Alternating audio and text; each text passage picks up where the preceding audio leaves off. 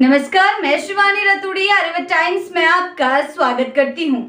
विधानसभा चुनाव 2025 की सरगर्मियां तेज हो चुकी हैं और राजनीतिक दल अपनी बिसात बिछाने में जुट गए हैं। इसी क्रम में अज़दुद्दीन ओवैसी की पार्टी ऑल इंडिया मजलिस इत्तेहादुल मुस्लिमीन ने अपने दूसरे प्रत्याशी की घोषणा कर दी है। सीमांचल के राजनीतिक रूप से बेहद अहम पूर्णिया जिले के 22 विधानसभा सीट से ओवैसी ने गुलाम सरवर को मैदान में उतारा है। ये वो सीट है जहां 2020 के विधानसभा चुनाव में AIMIM ने जीत का परचम लहराया था। हालांकि उस जीत के बाद पार्टी को एक झटका भी लगा था जब विजेता विधायक सैयद रुकनुद्दीन अहमद ने पार्टी छोड़कर राष्ट्रीय जनता दल का दामन थाम लिया था। ओवैसी की नज़र इस बार अपनी पिछली जीत को दोहराने पर है। शुक्रवार को 22 के पश्चिम चौक और सिलम्बारी चौक पर नुक्कड़ सभाओं को संबोधित करते हुए उन्होंने गुलाम सरवर को जिताने की अपील की। इस दौरान ओवैसी ने साफ किया कि AIMIM इस बार बिहार में पूरी मजबूती से चुनाव लड़ेगी। उन्होंने दावा किया कि उनकी पार्टी का उद्देश्य न सिर्फ सत्ता में भागीदारी करना है बल्कि भाजपा को सत्ता से दूर रखना भी है। ओवैसी ने कहा कि उन्होंने और AIMIM के प्रदेश अध्यक्ष अख्तरुल इमान ने नेता प्रतिपक्ष तेजस्वी यादव को पत्र के जरिए ये प्रस्ताव दिया था कि पार्टी महागठबंधन में शामिल होना चाहती है।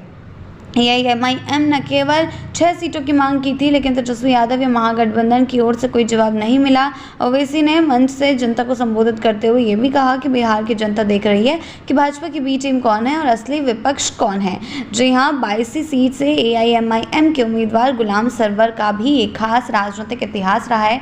उन्होंने 2020 में बतौर निर्दलीय उम्मीदवार चुनाव लड़ा था और करीब 5000 वोट हासिल किए थे, जबकि 2015 में AIMIM के टिकट पर उन्होंने 16000 से ज़्यादा वोट बटोरे थे। इस बार पार्टी ने उन पर दोबारा भरोसा जताया है।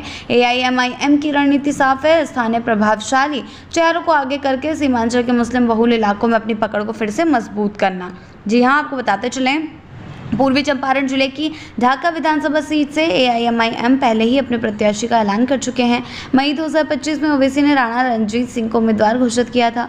खास बात यह है कि मुस्लिमों को केंद्र में रख के राजनीति करने वाली AIMIM ने इस सीट से एक हिंदू प्रत्याशी को मैदान में उतारा था। राणा रणजीत सिंह राजपूत समाज से आते हैं और इलाके में अच्छी पकड़ रखते हैं। उनकी उम्मीदवारी ने NDA और महागठबंधन दोनों के लिए समीकरणों को जटिल बना दिया था।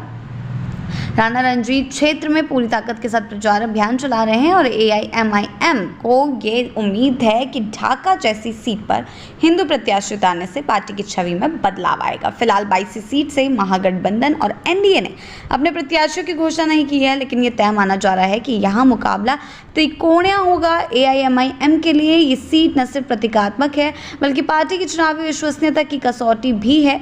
रुकनुद्दीन के पार्टी छोड़ने के बाद अब पार्टी पर यह दबाव है कि वो ये दिखाए कि जीत सिर्फ उम्मीदवार की नहीं बल्कि पार्टी की थी।